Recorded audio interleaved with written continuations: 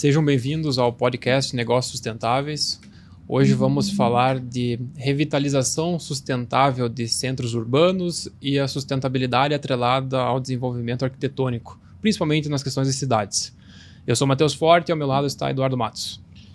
Bom, sejam bem-vindos. Nosso convidado de hoje é o Rodrigo Freire. Rodrigo é arquiteto, urbanista e empresário, tem mais de 20 anos de experiência em desenvolvimento imobiliário. Formado pela PUC e pós-graduado pela FAE, especialista em metodologias ágeis aplicadas à construção civil, liderando sprints colaborativos para projetos inovadores. Autor do livro Método Kiribati, propõe novas abordagens para o futuro das cidades. E, recentemente, o Rodrigo liderou o sprint de regeneração urbana no Smart City Curitiba 2025, que a gente teve a honra de participar junto. Então, Rodrigo, obrigado aí pela tua presença e já vou abrir com a nossa clássica pergunta aqui de introdução, que é: o que falta para os centros urbanos voltarem a ser lugares vivos e atraentes? Boa. Bom, primeiramente, muito obrigado pelo convite. É um prazer estar aqui, inaugurando meu primeiro podcast, né? Que eu falei para vocês. Mas é muito legal porque é um assunto que eu estou super dedicado e me interessa disseminar um pouco essa forma de pensar. O que falta, cara? Nossa, bastante coisa, né? Os centros urbanos, historicamente, eles vêm decaindo de interesse, de ocupação, e isso é um prejuízo para as cidades em várias camadas, né? A gente está falando em prejuízos sociais, em prejuízos econômicos e, certamente, impacto ambiental, né? O que falta, eu acho que é a gente conseguir aplicar muitas das iniciativas que estão iniciando, né? Algumas cidades um pouco mais adiantadas do que outras, e as cidades também têm contextos diferentes, né? A gente vê situações muito diferentes de capital para capital. A gente conseguiu observar isso estudando a nossa aqui em Curitiba e comparando com as demais no Brasil. A gente pode se espelhar um pouquinho mundo afora, né? A gente vê regenerações urbanas super interessantes fora do país e que acho que, como muitos aspectos, né? Às vezes o primeiro mundo está adiantado aí em soluções, né? Por outro lado, não dá para a gente considerar um copia e cola, porque os contextos também, assim como a gente tem contextos diferentes aqui de capital para capital, e não necessariamente das capitais, inclusive as cidades médias também já têm passado por esse tipo de desafio, mas cada uma tem uma realidade. Então, tentando ser um pouquinho mais objetivo, a gente precisa, acho que boa parte das cidades já percebeu o potencial que está deixando para trás. Então, as que não perceberam precisam perceber. Esse seria o primeiro passo, né, do que falta. A partir do momento que você percebe que tem aquele espaço subutilizado, vamos chamar assim, ou às vezes muito deteriorado, entender a importância desse resgate, né? Os centros são os corações das cidades, né, onde tudo pulsa, onde tudo começa, e normalmente eles são os espaços mais democráticos, mais plurais dos municípios. Entendendo esse potencial, aí começam os projetos específicos, né? Aquela sequência que a gente está mais acostumado, assim, diagnosticar efetivamente os problemas daquela localidade e começar a transformar isso em projetos e planos, né? Que vão além de planos públicos, né? Ou vamos chamar assim de projetos de Estado, mas que tem que envolver a sociedade como um todo. Acho que essa é a ideia. Rodrigo, um movimento que aconteceu praticamente em todas as capitais do Brasil foi o centro sempre foi o pilar central das cidades, começou por ali, principalmente a questão comercial, né?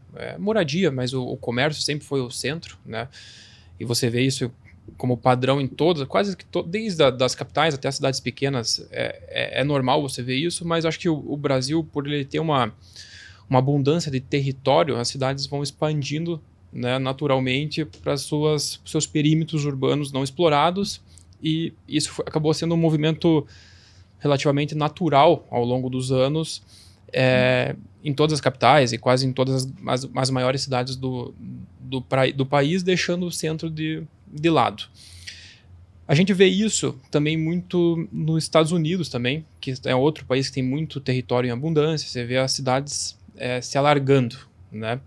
E diferentemente da Europa. Por exemplo, a Europa você vê, acho que por uma questão de território, não ter uma possibilidade de expansão tão grande de território, o centro continua pujante, as pessoas têm essa mobilidade a pé.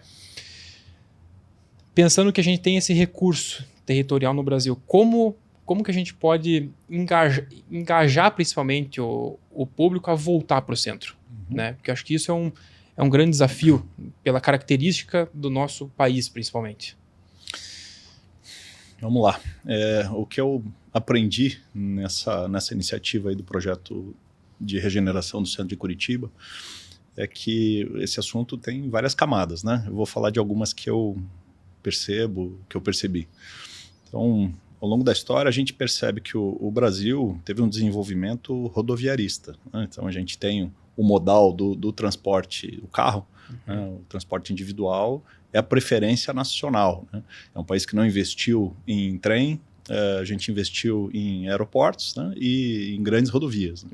Então, o automóvel tem-se por cultura, que é algo relacionado a status e que é, por muitas vezes, o modal de transporte, digamos, mais seguro, mais cômodo, enfim. Eu acho que isso tem uma questão de cultura envolvida. Bastante diferente da Europa, né? Se você parar para pensar um pouquinho, tem essa questão dos modais de transporte europeus. Você vê tanto a cultura da mobilidade ativa, né? As pessoas caminham muito, preferem caminhar.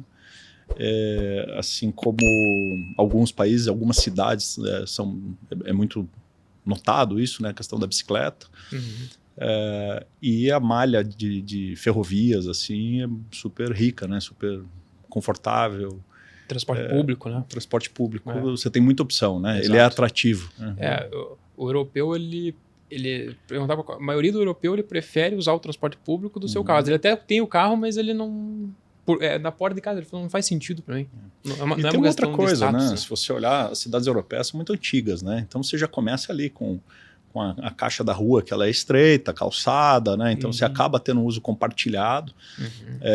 Mas tem uma outra situação que eu acho que é o desenvolvimento daquela sociedade, né? Tem alguns casos aí, né? Acho que o mais emblemático é de Barcelona, né? Onde o carro era um problema, né? Ele ocupava todos os espaços da cidade, você tinha níveis de poluição do ar super altos. Isso também foi transformado.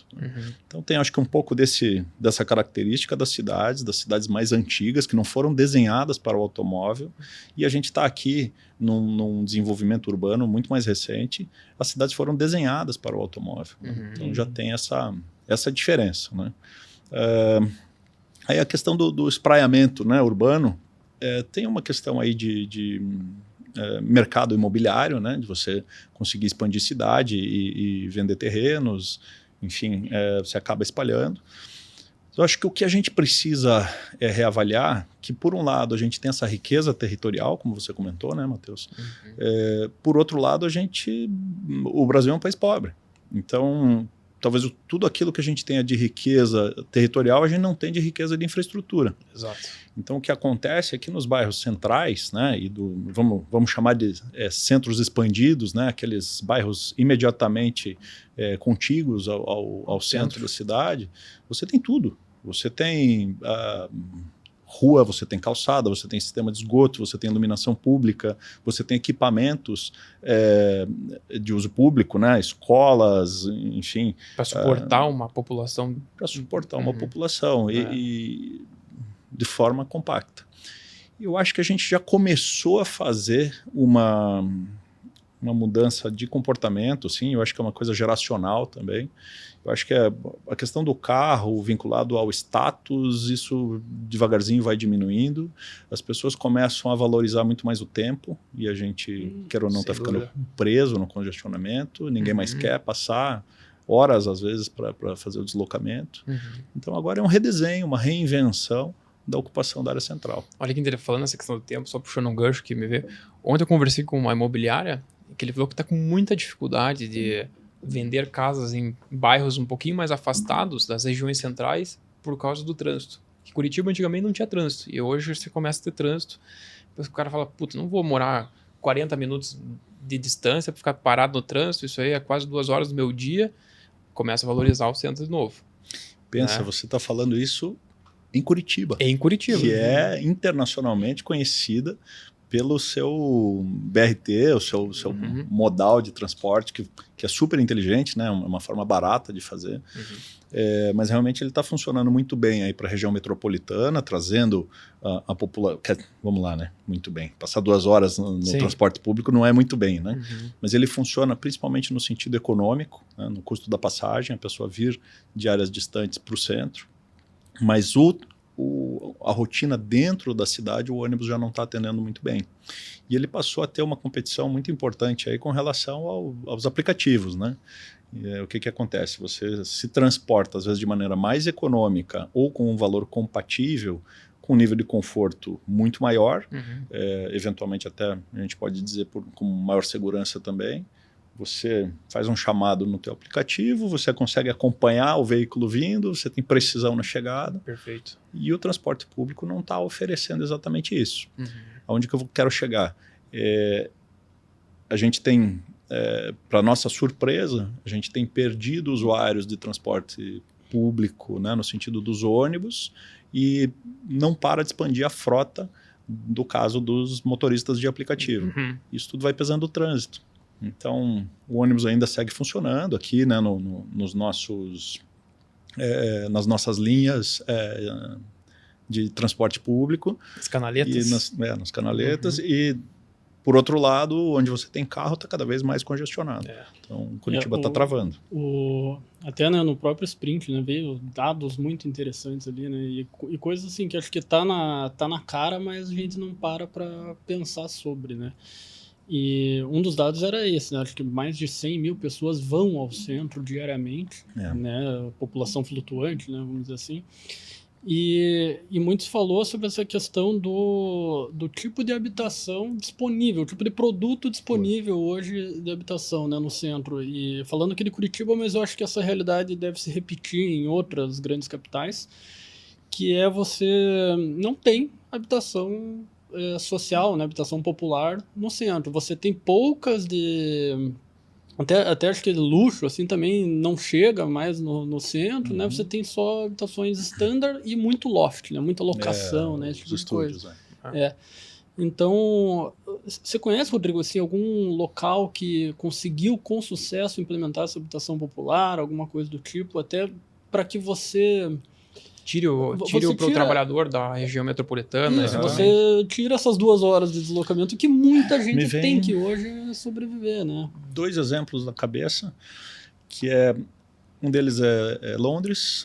A gente vê uma convivência harmoniosa de unidades de interesse social junto com apartamentos de luxo. Hein? Isso não necessariamente no centro. Nos bairros é uma legislação que o cara tem que fazer uma compensação, digamos, ele tem que fazer essa diversidade de moradia. Tem outras cidades trabalhando com aluguel social, que é uma coisa super interessante também. A gente precisa abrir um pouco a cabeça dessa ideia de propriedade o tempo todo, né, de casa própria, que o Brasil sempre pensou dessa forma. E eu acho que tem, para um país que tem algo em torno de uma carência de 6 ou 7 milhões de habitações, a gente tem que pensar em formas mais dinâmicas, né? Não dá para a gente ficar sempre enxugando esse gelo.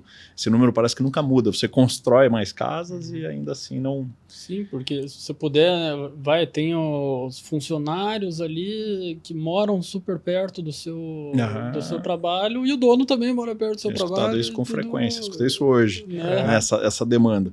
Mas para não ficar só num exemplo internacional, porque os contextos são muito diferentes, né? Sociais, econômicos. Nós fizemos uma visita recente ao centro de São Paulo, que apesar da escala ser muito diferente, eles estão conseguindo viabilizar a moradia de interesse social, moradia popular, no centro da cidade. Inclusive tem uma incorporadora super especializada nisso lá e que consegue contratar, inclusive, arquitetos de renome assim, para fazer projetos nesse segmento. Legal. Então fica uma coisa super interessante, porque você vê qualidade arquitetônica em uma área que está super carente de investimentos, solucionando essa temática da moradia popular e que tem uma série de repercussões positivas, né? Você melhora a qualidade de vida, o sujeito deixa de perder 2, 3 horas no transporte público, ele já está no centro da cidade, normalmente próximo da oferta de emprego, inclusive, né? Então você melhora muito a qualidade de vida dessas pessoas, diminui o gasto, né? O transporte, ela consegue viver um pouco daquela cidade de 15 minutos. Sem dúvida. E ao mesmo tempo você consegue regenerar aquele espaço público, né? É uma parte da solução.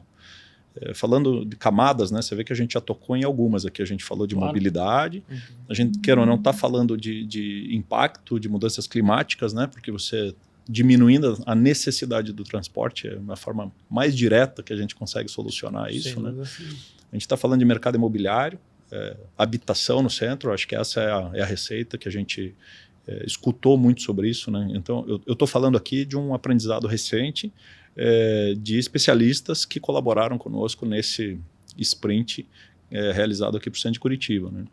Mas tem outras camadas. Um tema super delicado, eu gosto de trazer alguns números antes, tá? Só para a gente conseguir se compreender do que a gente está falando. Né? Nós estudamos agora o centro de Curitiba, algo em torno de 40 mil pessoas habitando o centro, né? 40 mil habitantes para a região central. O território é algo em torno de 1%. 1% do território da cidade está ali. Então é super importante, ele é super emblemático, é identidade, e a gente precisa tratar aquilo com a relevância que essa região da cidade tem. E aí um comparativo, a cidade de São Paulo tem 400 mil habitantes, o centro de São Paulo. E ele está com baixa densidade.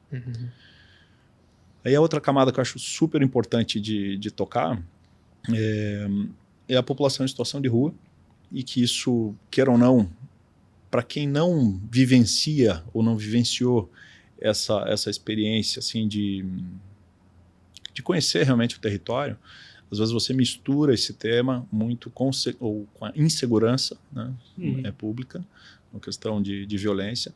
E existe sim uma sinergia, né? Existe as duas coisas, né? Existe o preconceito e existe também, quer ou não, tem tráfico de drogas misturado, né? Não é na totalidade, mas tem usuários, tem dependente químico, dependente de bebida alcoólica, mas tem N histórias, né? O que a gente aprendeu é que é um por um, né? Cada indivíduo ali tem uma história.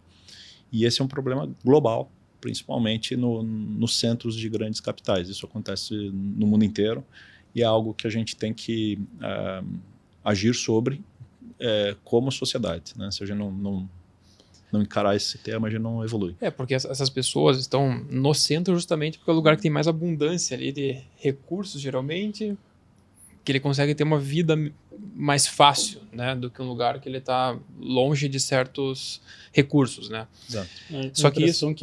A impressão que dá é que é algo até mais relacionado à economia do que à cidade propriamente dita, né? Eu vi muito isso em São Francisco, né? Na Califórnia. Isso há 3 anos atrás, quando eu estive lá, e assim, assustador. Chama atenção. Nossa, é muita gente mesmo, assim. E não necessariamente é inseguro, mas a percepção que dá. Né? Exatamente. Tem duas coisas, né? O que é a falta de segurança efetiva e o que é a sensação de insegurança. Eu cheguei num raciocínio que eu acho bem importante, cara, que eu gosto de dividir. Bom, primeiro, a gente entende muito pouco sobre esse tema. E eu acho que, inclusive, o poder público entende pouco, a sociedade não entende nada, e a gente tem muito preconceito. Então, o começo é como o mercado imobiliário, né? A gente começa fazendo pesquisa. Né? A gente precisa entender melhor o problema para daí partir para a solução. Lembrar que são seres humanos ali, né? Então, nós como sociedade, a gente tem que fazer esse resgate e fazer de maneira inteligente, entendendo quais são os tipos de problema, quais são as prioridades a serem tratadas. Isso está intimamente relacionado com a questão urbanística. E eu explico por quê. A sensação que nós tivemos, né, ao longo dessas vivências que fizemos com bastante profundidade, num primeiro momento, as pessoas deixam de olhar para essas outras pessoas que se encontram em situação de rua. Então você desvia o olhar, alguns por medo, outros por preconceito, mas eu acho que a maior parte das pessoas desvia o olhar por uma sensação de culpa, de você pensar, cara, como é que alguém pode estar numa situação tão ruim e eu tô aqui, eu quero seguir minha rotina, eu quero ir para o meu próximo compromisso, eu quero chegar no restaurante que eu me propus aí, enfim. Então você desvia o olhar. No segundo momento, quem frequenta essas regiões, o sujeito desvia o lado da calçada, né? Então tá ali, tem aquelas pessoas ali dormindo, enfim, acampadas ali, e ele não quer se incomodar, ele quer passar Esse problema não é distante, não é meu. Né? E aí tem questão de higiene, tudo, mas você desvia. O próximo passo é você desviar o bairro.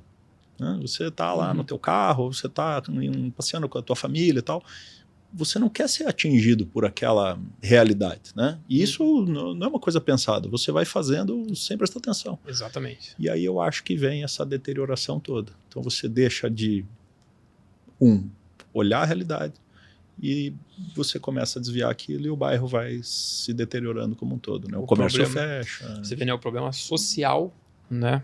É uma questão social e isso impacta numa questão imobiliária, uma questão de cidade. Né? É uma cascata. Por isso a gente fala que, quando a gente olha a sustentabilidade, o social é tão relevante como o econômico. Tá aí a prova, né? Mas eu acho legal. E assim, Rodrigo, essa questão social, né? Tipo, esse problema dos moradores de rua, assim, nos centros, eles inibem um pouco a iniciativa privada de estar lá porque ele fica receoso também. Não que a causa seja, a justificativa seja exatamente isso, mas inibe e fala, puxa, não vou lançar um empreendimento de alto padrão porque eu acho que meu público não vai querer estar lá por isso. É incompatível. Né? Então, até quando a gente fez esse trabalho do Sprint, a gente trouxe, né, algumas ONGs, né, especialistas no assunto, que explicou lá como eles enxergam que deveria ser o trabalho, e eu achei muito legal que você vê muita iniciativa pública falando assim, não, a gente tem que tratar a dependência química, e ela falou assim, não, você tem que dar moradia para esse... É assim que vai resolver, na visão delas, né? E faz total sentido, porque o que difere aquela pessoa para uma outra pessoa é que ela tem moradia, porque uma pessoa de alto padrão social também tem problema aqui, dependência química, mas ela tem uma casa, então ela não está incomodando ninguém. Então, eu achei muito legal essa visão que ela trouxe, que esse aluguel social, né, ou esse aluguel, essa moradia paga pelo governo, pelo estado, pelo município, é um dos jeitos de você resolver um pouco, talvez resolver um pouco desse problema social, mas também você resolve um outro problema, que você tem muito vazio urbano no centro, prédios antigos e tal, que você pode usar esses prédios que estão deteriorados assim, para colocar essas pessoas lá, retrofitar esses prédios, e você resolve dois problemas. Aquela estética arquitetônica que está feia, o abandono, né? O abandono, e você tira esse morador de rua, e automaticamente você tirando esse morador de rua, você atrai todo mundo de novo. E aí você vê o potencial, né, Matheus, que a gente começou lá no início da conversa, a gente falou, é muito potencial. Tem algumas coisas que são chavinhas para virar e aquilo repercutir de forma positiva numa diversidade de camadas, né? Você estava comentando então sobre essa ação. Eu acredito que é um problema tão complexo, que não existe só uma solução, né? Eu acho que o poder público tem feito sim o seu papel, muito um papel de assistência, né? Aquele abrigo temporário, eventualmente entender um pouco mais a história daquele cidadão para tentar reverter, né, uma oportunidade de emprego, uma preparação. A comida do dia. A comida do dia, que às vezes é o básico, né? Começar pelo básico. E essas pessoas não têm, não tem um banheiro para usar. Então a gente tem que se colocar um pouco, imaginar o que é esse contexto para ver o nível de dificuldade. Então acho que o poder público batalha. Por outro lado, essa condição parece que só aumenta, só se multiplica. E se você pensar numa sociedade que está desenvolvendo de forma tão veloz a automação e a inteligência artificial, a gente consegue imaginar um horizonte ainda mais crítico nesse sentido, né? Acho que a gente não escapa de, em algum momento, falar de renda universal, né? A gente já tem visto aí grandes pensadores falando sobre isso, porque pode virar um problema até do capitalismo em si. E propósito, né? Hoje a nossa sociedade é estruturada em cima do trabalho, né? A gente se identifica muito com a nossa profissão, e o que nós somos está muito relacionado com o que nós fazemos. Então vai ter esse viés também. Mas esse é papo para uma outra conversa. Mas voltando, eu acho que além dessa estrutura de poder público, tem as iniciativas que nos foi apresentado, né, nessa oportunidade do Sprint, que é o Housing First, chamado aqui no Brasil de moradia primeiro. E eu acho que ele começa pelo básico, que é assim, no exterior, o que a gente chama de pessoas em situação de rua, fora eles são homeless, né? Ou seja, sem casa. Sem casa. Então, qual é o problema? Casa.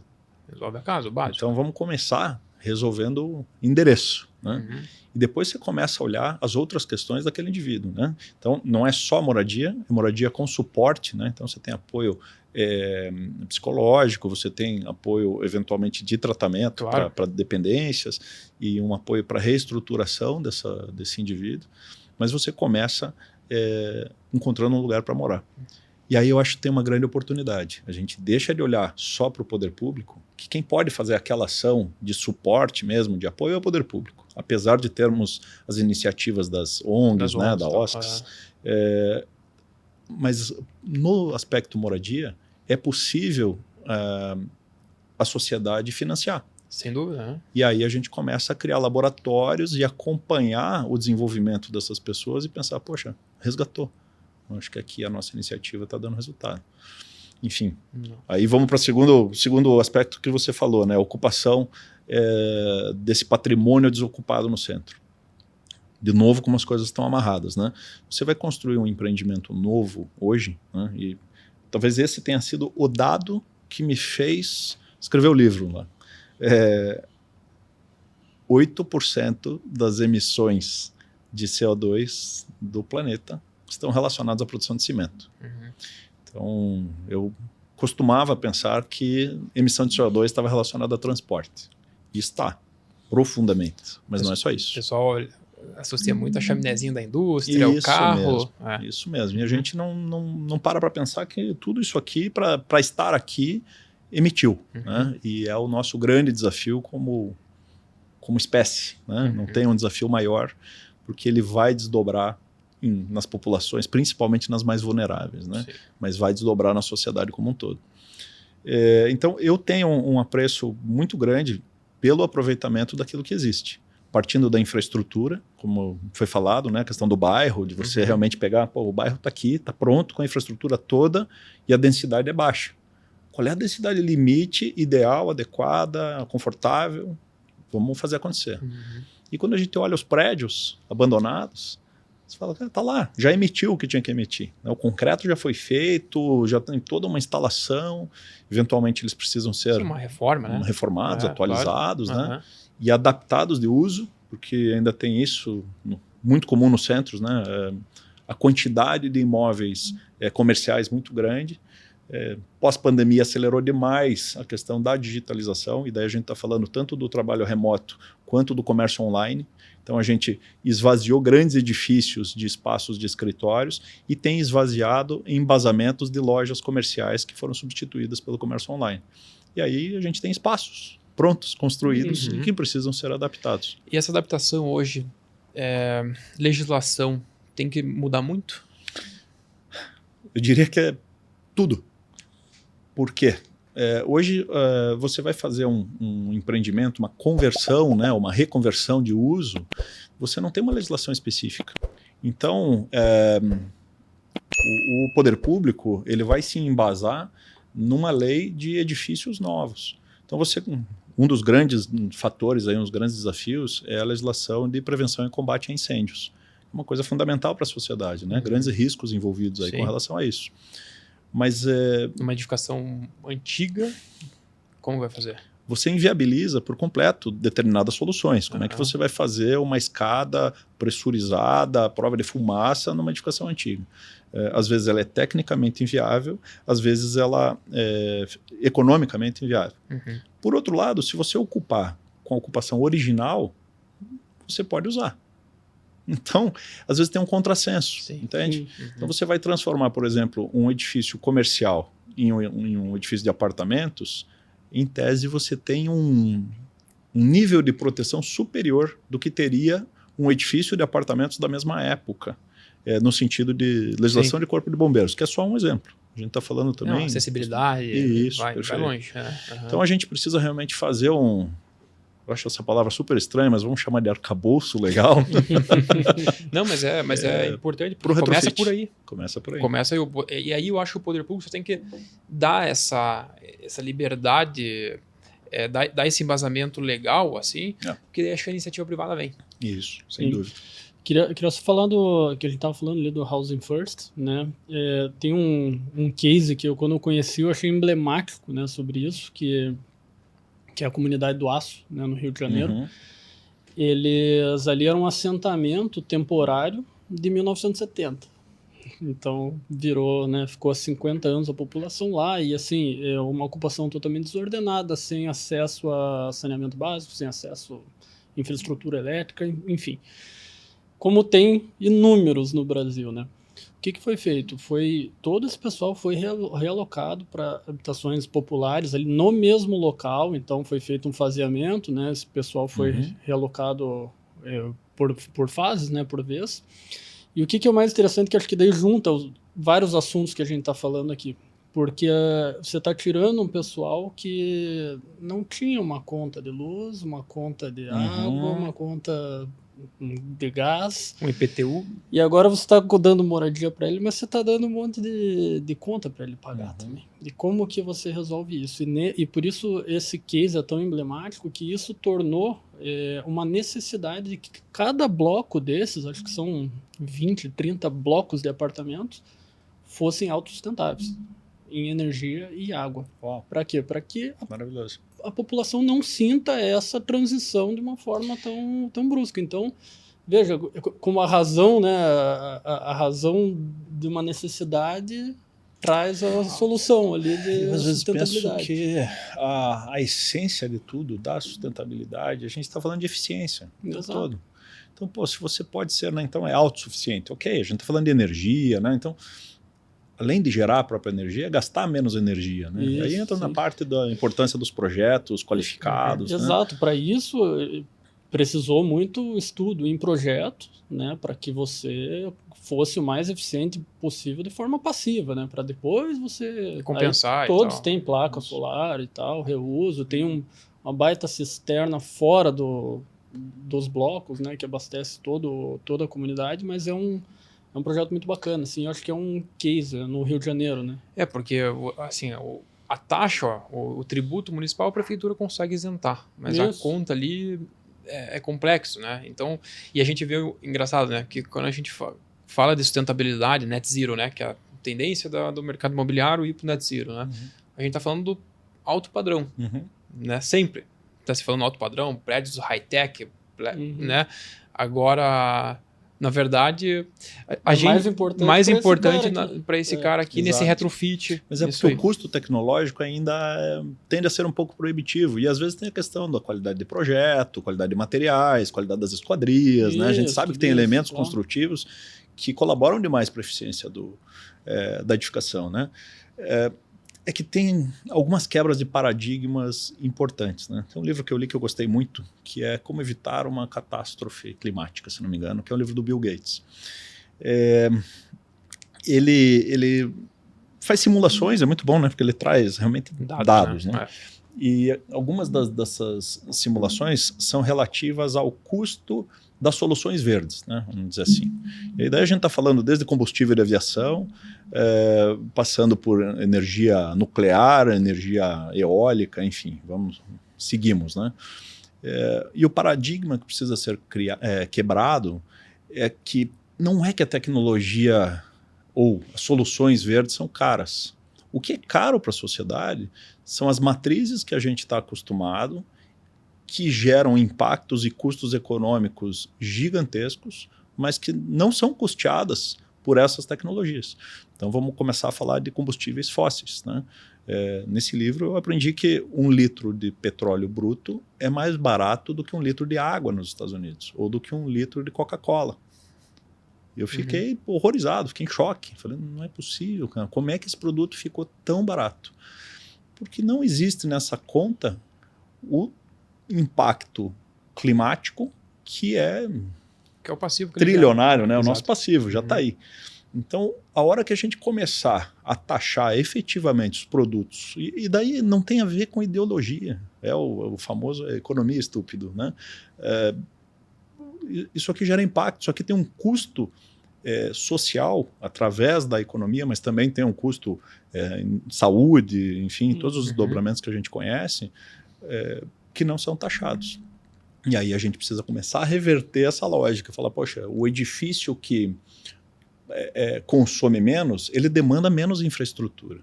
O edifício que está construído numa área já com infraestrutura da cidade, ele demanda menos custos para a cidade. Tem um podcast que eu assisti, que eu escutei um tempo atrás, do secretário de Finanças, eles chamam de secretário da Fazenda de Porto Alegre. E ele fala de forma super interessante e pragmática de quanto custa atender uma pessoa que mora distante do centro, seja com saúde, com educação, e quanto que custa atender essa infraestrutura aqui perto. A gente precisa saber equilibrar, e daí, de novo, a gente está falando de eficiência, o tempo todo é eficiência. Rodrigo, vamos falar um pouco do nosso... Como que foi o processo do sprint, que é uma especialidade tua. Acho que muita gente não sabe o que é um sprint, né? Acho que é legal você falar e aproveitar, depois entrar um pouco também até no teu método aqui. Porque a iniciativa, acho que está tudo meio correlacionado, né? Totalmente. Vamos lá, vamos pensar por onde que a gente começa, né? O sprint, ele é uma metodologia ágil que foi inspirado, né? As empresas de tecnologia utilizam bastante. São formas da gente desenvolver conceitos de projeto de forma rápida, intensa, qualificada e colaborativa. Esse processo a gente começou a fazer no meu antigo escritório de arquitetura, né, a Pro Arquitetura, que vocês conhecem bem. Então, não é uma coisa que foi desenvolvida sozinho, né? Muito pelo contrário, já foi com o time, e que é um grande parceiro e desenvolvedor desses sprints até hoje para o mercado imobiliário. Então, começou com uma provocação de um diretor de incorporações, parceiro nosso, era nosso cliente, e ele nos convidou para fazer uma charrete, que também é um processo mais conhecido aí para quem é do meio, para projetos de urbanismo. A gente não tinha essa experiência, resolveu fazer e deu super certo. O próximo convite foi relacionado ao mercado imobiliário. Falei, bom, vamos fazer um edifício. Falei, bom, quem faz um bairro faz um edifício. Lê do engano. O edifício foi bem mais complexo, porque tem a questão da sobreposição, multiusos, a discussão de mix de produto, né, que a gente chama no mercado imobiliário. Então foi um aprendizado. Mas sempre saiu coisa muito legal. Nunca sai um projeto, mas sai um protótipo que acaba sendo a tradução das intenções, dos conhecimentos daquele grande grupo que a gente acabou selecionando para fazer o trabalho. Então, basicamente, ele funciona num pré-sprint, numa preparação, numa investigação grande daquilo que a gente vai fazer e numa seleção de um time muito qualificado. E aí a gente está falando de times de 20, 30, 50 pessoas, né? Multidisciplinar. Multidisciplinar. Então, acaba se escolhendo, né, quais são as disciplinas mais relevantes para aquela ação, e ali a gente vai fazer um teste, né? Quando a gente fazia muito para o mercado imobiliário, estava muito relacionado à parte de mercado, né? Então, pesquisa de mercado, mas também uma participação opinativa, né, de um profissional da área, relacionado com marketing, também já tentando traduzir esse produto. Comercialmente, óbvio, né? Comercialmente, e direcionar a equipe de projetos. Arquitetura o tempo todo, né, trabalhando intensamente, simulando, mas sempre também com análise de viabilidade econômica, andando em paralelo. E no fim do processo, desse processo intenso, que eram de poucos dias, vamos falar aí numa média de uma semana de trabalho, onde todo mundo se dedica exclusivamente naquilo, a gente acaba criando um protótipo, um teste, né, de uma versão daquele empreendimento. Então é uma fase antes do projeto, uma fase antes do estudo preliminar. Mas é interessante porque é muita cabeça pensando naquele, vamos falar assim, naquele projeto, e pro requerente ali, né, o empreendedor, acho que deve ser legal ver esse movimento acontecendo, porque ele fala assim, puxa, em uma semana eu tenho a ideia do negócio, né, para eu poder daí avançar no desenvolvimento de um projeto. E acho que eu participei, acho que esse bairro que você fez, acho que a gente participou lá atrás, né, foi acho que um dos primeiros. É legal assim ver, porque vai surgindo ideia, daqui a pouco o empreendedor dá uma podada falando, não, segura um pouquinho a ideia aqui, porque é muita gente pensando e trazendo a solução, mas o legal é que eu gostei bastante dessa metodologia, porque você quebra aquela comunicação falha. Perfeito. De você manda uma sugestão, uma orientação, aí passa para o gestor de projeto, que manda para a arquitetura, aí volta da arquitetura, manda para o consultor específico daquilo, e vai, e aí a informação se perde, ou o tempo se alonga e o negócio não sumiu. Né? A gente participou de um também, né? Tem um tempo já, mas era de edificação mesmo, né? Edificação residencial. E assim, foi 5 dias por aí, né? 5, 6 dias. E no resultado, na definição do produto e tal, foi acho que 10 mil, 12 mil metros quadrados a mais da área privativa. Então do tem projeto. os resultados então, assim, práticos. Assim. O valor disso aí já olha, pagou toda essa galera para participar do sprint, né? Eu sou suspeito demais, porque foram 20 anos de escritório de arquitetura, né? Eu estou afastado há 3, afastado pelo não mútil. E eu acho que o que restou assim de melhor foram essas experiências, né? Foram vários.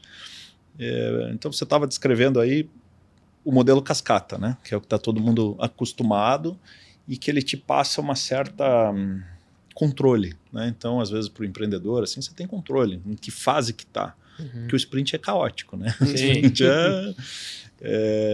quem não está acostumado. Se o empreendedor foi no banheiro, alguém deu uma ideia e anotou que vai fazer. Andou. Foi. Ele ficou sabendo. Volta é outro negócio, cara. É muito dinâmico. Mas o cascata é muito ruim, cara, porque você não perde só tempo. No começo eu achava que o sprint se tratava de tempo, e não é isso, é de qualidade. Primeiro que no que eu costumo chamar de inteligência coletiva, 1 mais 1 é mais do que 2, sempre. Né? Ele é multiplicativo. Né? Você está ali debatendo e trocando ideias, somando e construindo em conjunto. Né? E quando você entra nesse ritmo, você não está mais pensando em autoria. Então os egos vão ficando de lado, você naturalmente, como o relógio está contando, você entende instintivamente que você tem que trabalhar em conjunto. E no modelo de cascata, que é o que a gente está acostumado, é assim, eu discuto aqui com o empreendedor, aí eu falo com alguém da minha equipe, aí alguém da minha equipe trabalha sozinho no cantinho dele, volta aqui e fala, não era isso. Aí faz um ajuste. Daí só que nisso passaram-se dias, tua cabeça está em outro lugar, o empreendedor viajou, aí eu tenho que falar com o consultor, passa um e-mail para você, você está viajando, demora 5 dias, aí entrou uma fila aqui de outro trabalho, daí a cabeça foi para outro trabalho, quando vem a tua resposta, você já está com só 30% da lembrança do que era aquele projeto, até você pegar o embalo de novo. Então fica um processo super longo e pobre. Quando você faz esse intensivo, você tem a troca instantânea. Então o cliente, que é a parte fundamental, está junto. Então ele está te orientando o tempo todo, ele está te regulando, vai para cá, não, isso aqui eu não quero, eu tenho aqui as minhas crenças, ou claro, sabe, eu não quero desenvolver esse tipo de produto, ou já te traduz, às vezes em números, o porquê sim ou porquê não.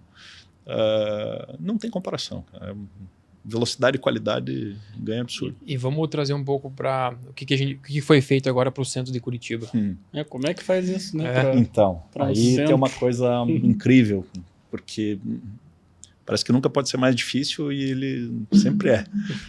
É engraçado que a gente vai fazendo cada vez maior, mais complexo. Então aquilo que começou lá atrás em um bairro muito grande, uma área grande, mas ele é um 2D, né? Uma gleba, assim, você vai lá e faz a tua proposição. Depois começou a subir em camadas, em usos mistos, né? A gente já fez para educacional, já fez remoto na época da pandemia. Mas agora o desafio foi muito diferente, porque você pegar uma região que, primeiro, ela não é privada, ela não tem um dono. O dono é a sociedade, é a cidade. Então você já começa assim, como é que a gente faz para escutar o maior número de pessoas? Esse já foi um grande desafio. Aqui a gente conseguiu colaborar e foi maravilhoso, a experiência não podia ter sido melhor, de colaborar sociedade civil organizada, a gente teve o mercado intensamente envolvido, mas a gente teve o poder público, né, a parte de planejamento e projeto nosso aqui, todo o histórico que a gente tem a sorte de morar numa cidade que tem essa robustez, né, dados, de projeto, de dados. E academia, a gente trouxe inclusive universidades para colaborar. E isso enriqueceu bastante esse debate prévio, né? Prévio e durante, né? Teve colaboração também durante o sprint. Então, algumas lições que ficaram, né? No método Kiribati, lá o último I é de insights, né? Então, quais são as lições, né? O que cai a ficha no final? Primeiro, por mais diverso que você tente fazer, quando você está tratando de cidade, um processo desse nunca vai ser diverso o suficiente. Então, a gente sempre sente a sensação de que pecou no envolvimento. Apesar de ter um desejo de conseguir envolver mais gente, a gente acaba ficando limitado, né? Né? Mas a gente estourou bolhas, ou melhor, a gente misturou bolhas. Isso foi muito bom. Então, a gente conseguiu sentar em uma mesa e tratar poder público, tratando com ONG, tratando com projeto, tratando com mercado. Então, conseguiu falar sobre Housing First, sobre habitação de interesse social, sobre retrofit, sobre comércio, sobre mobilidade, todo mundo... Legislação, conseguiu criar, né? Foram os nossos protótipos ali de legislação. Mas essa experiência foi uma grande transição de entender que uma coisa era o que a gente chama de stakeholder, né? Na teoria lá dos sprints ou das charretes, era o dono da área. E nesse caso não tinha dono.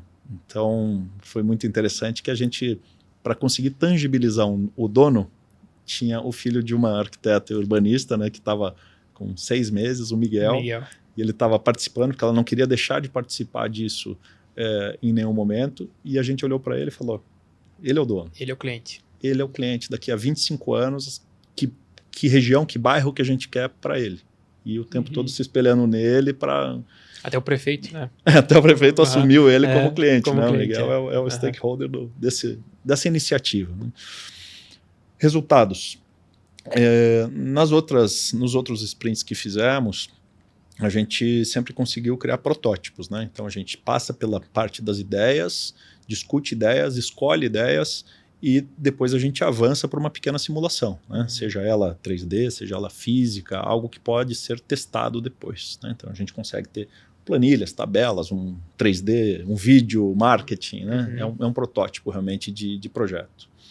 No caso desse projeto da região central, a gente ficou na camada das ideias, ideação, né? Foi uma ideação muito poderosa, mas tangíveis, né?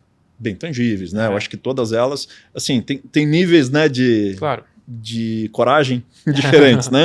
Aquela que é mais convencional, que parece mais óbvia, e tem aquela outra que é muito poderosa, mas que requer um nível de coragem maior, né? Ou um nível de aprofundamento maior. Então, essa camada de ideação foram 100 ideias, 99 mais uma ideias, né? Tem lá uma explicação, depois seria legal até deixar o link, né, para quem quiser conhecer. E prototipamos, sim, aí incorporando a equipe de projetos, um advogado, né, o João Vitor, ele conseguiu prototipar 5 projetos de lei e um projeto de decreto. Aí a gente está lá falando de tecnologia, a gente está falando de sandbox, né? Está falando de retrofit, está falando de housing first. A gente já conseguiu dar um passinho a mais. Para a gente provocar, né? Porque precisa do ambiente jurídico, que a gente acabou de falar, né? Para poder possibilitar essas mudanças. Né? E assim, me surpreendeu realmente o resultado. Né? Foi uma semana, né? Foi de quinta a quinta. Assim, trabalho 5 dias. E aí teve 2 dias de caminhada no centro que era livre, né? Para quem quisesse. Isso. E se gerou 100 ideias. né? E acho que, assim, ideias de quantas pessoas participaram? A gente teve o tempo todo envolvido 100 pessoas, né? Desde o início do processo. E ao longo desses 5 dias trabalhados, foram 60 pessoas, em média, no escritório, mas transitório, né? Então, gente que vinha num dia no outro, então a gente não conseguiu medir muito bem. Estou falando de 60 a 80 pessoas. Mas, assim, e de diversas áreas. O que é legal, a gente estava conversando aqui nos bastidores, um trabalho como esse, para o poder público poder fazer isso de uma forma convencional, que seria tipo, vamos licitar, vamos contratar especialistas para fazer esse protótipo, essas ideias do que fazer, porque eu imagino o poder público com essa dificuldade, falar assim, tá, mas o que eu tenho que fazer? Qual que é a ideia que eu tenho que fazer? Porque por onde começar, né? Ia ser muito moroso. Então, foi uma iniciativa muito legal, onde entregou assim para o poder público 100 ideias, 100 iniciativas que ele vai poder escolher, acho que o seu ataque, a sua gestão ali, o que vai comprar, e aí desdobrar em projetos, iniciativas práticas. Um menu. Esse aqui eu quero agora, esse aqui vai ficar para a próxima gestão, esse vai daqui a 15 anos. E se a gente conseguir fazer talvez 10% do que está ali, a gente revoluciona o centro de Curitiba, né? Revitaliza, principalmente, né?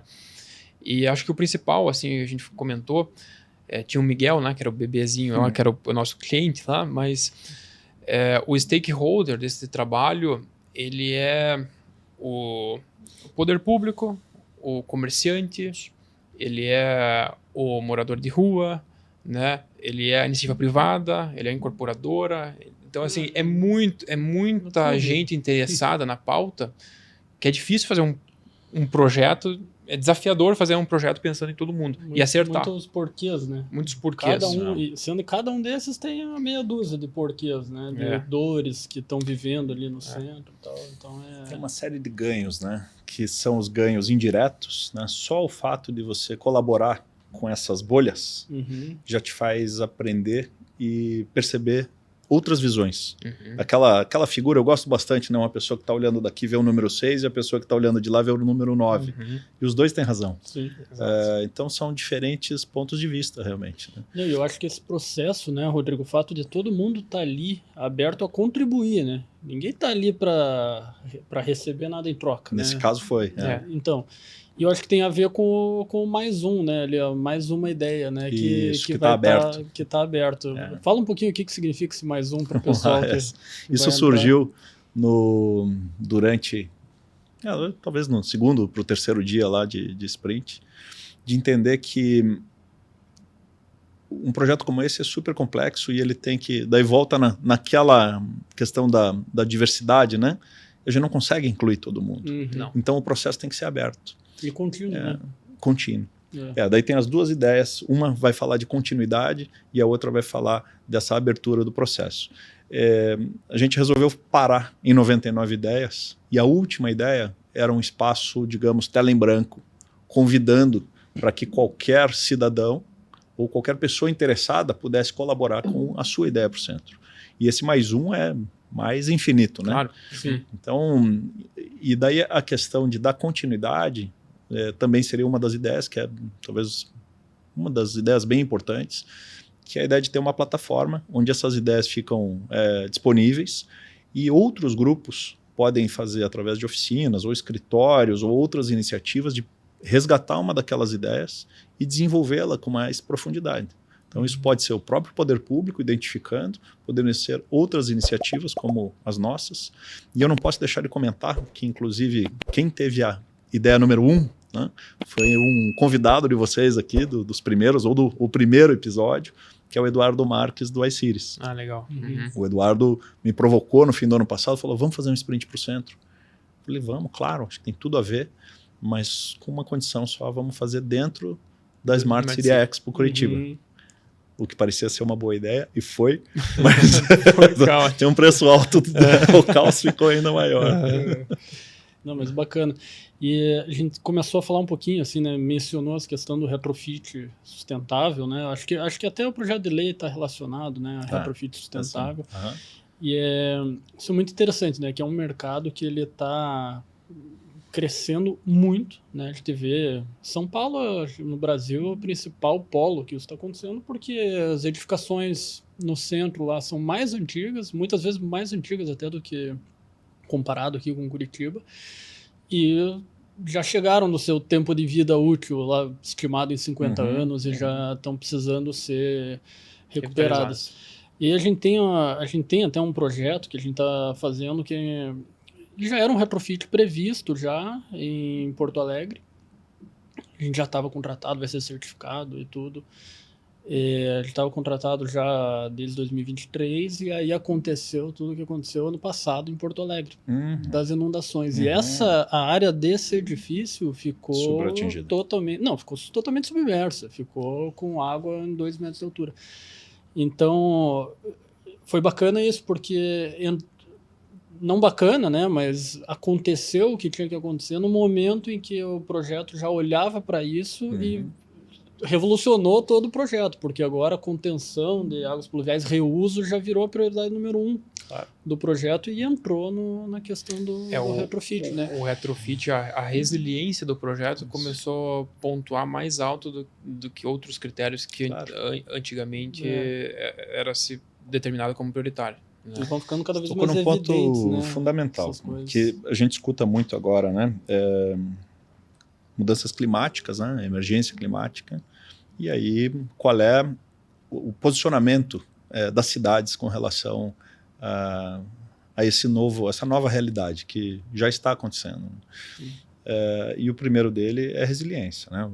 Como que a gente vai resistir e como que vamos reagir a essas novas possibilidades, esses novos cenários. E aí as construções, a gente vai começar pelo básico, né?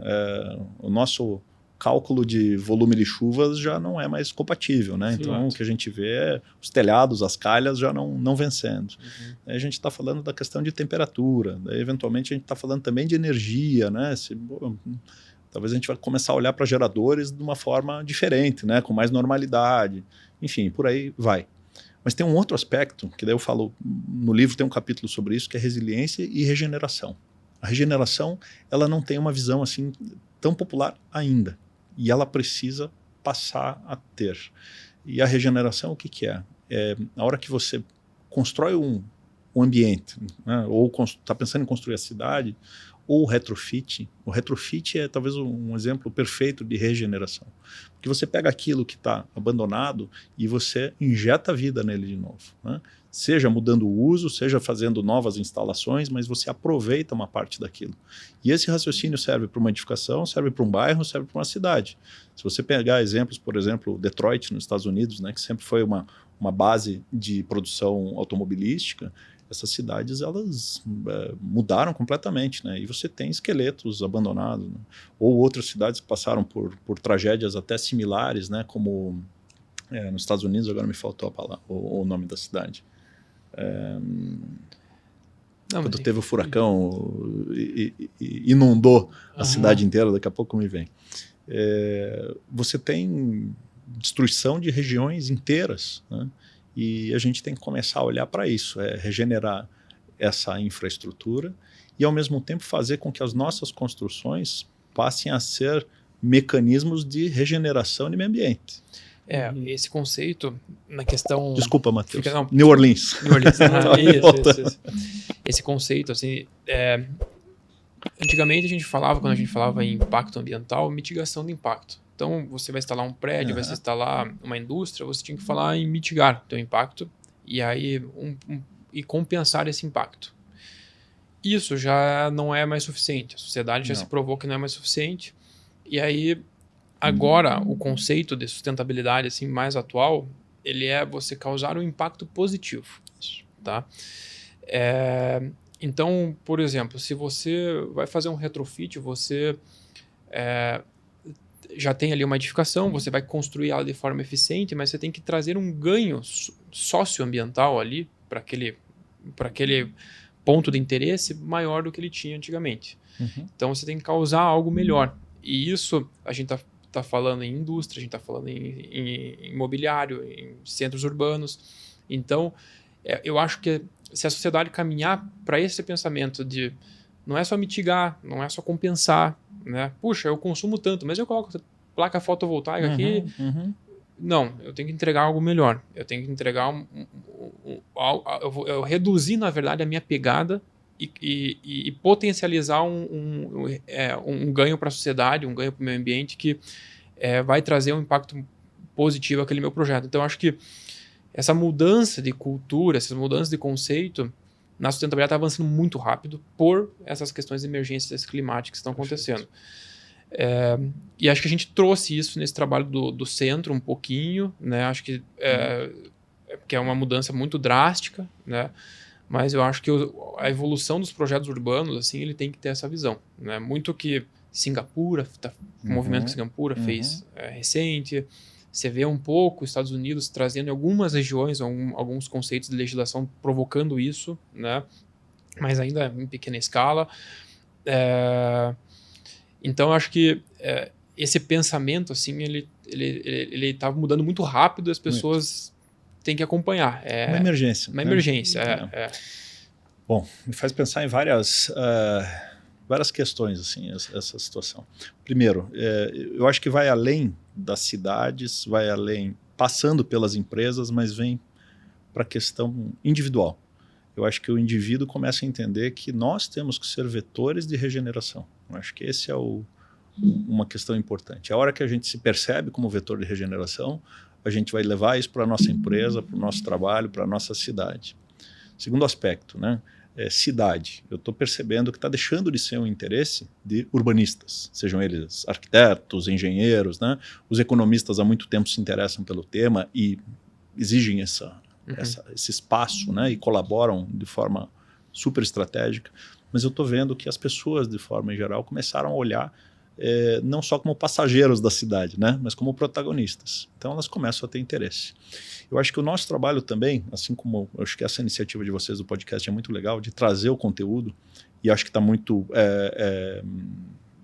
em linha com a motivação que me fez escrever o livro, que era tocar os nossos pares, né? O livro está muito vocacionado para mercado imobiliário e cidades, mas tem reflexões ali que servem para qualquer pessoa. Sem dúvida. E de forma simples, sabe? Sem aquela posição de